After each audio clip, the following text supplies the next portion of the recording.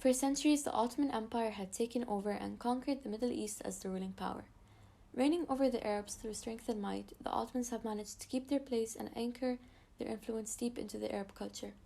However, this was all about to change as the balance of power was collapsing and new entities were coming to influence the Arab region for long after World War I.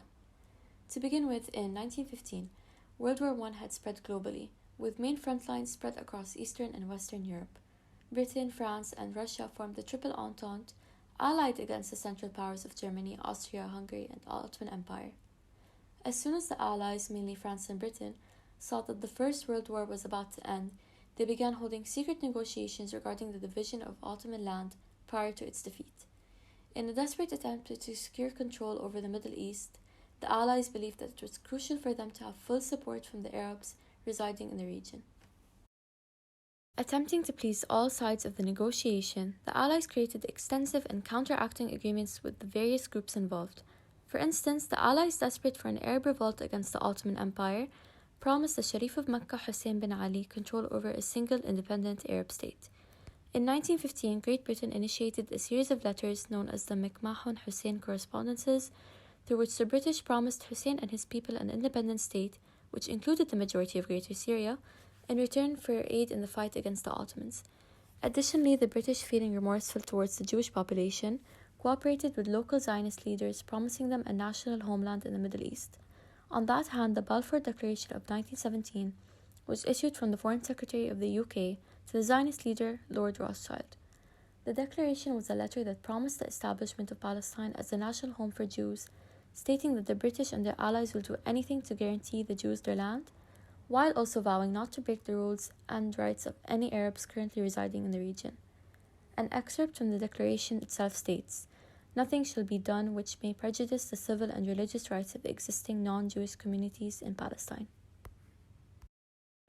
The Triple Entente were benefiting from their individual territorial acquisition. On one hand, the British, represented by Sir Mark Sykes, wanted to secure and control a so-called land bridge route into India, while on the other hand, the French, represented by François-Georges Picot, had an economic investment plan for the Middle East and its resources.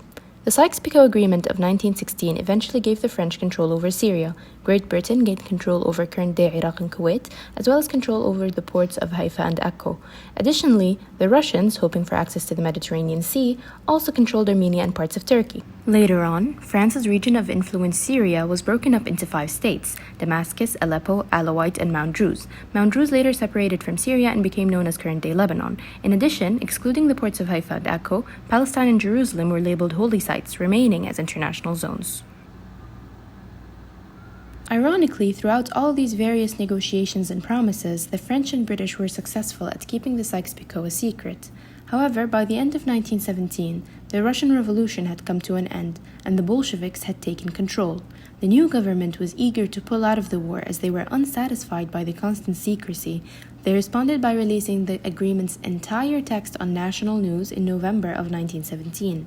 By now, the Arab population had discovered both the Balfour Declaration and the Sykes-Picot Agreement, increasing their relevant suspicion towards the authenticity of the Allies' promises, giving some relief to the Ottoman Empire. It is important to note that the Sykes-Picot Agreement actually has a bigger impact on the world today than one would think. For instance, many of the 20th century issues in the Arab region can be solely linked to the establishment as well as misconduct of the agreement. See, when Sykes-Picot were deciding on how to divide Ottoman land, they only went as far as to using the basic map and ruler method. These borders did not consider the various factors that come into play when creating new borders, resulting in multiple subsequent wars over disputes of land, mainly between local Arab and Zionist populations.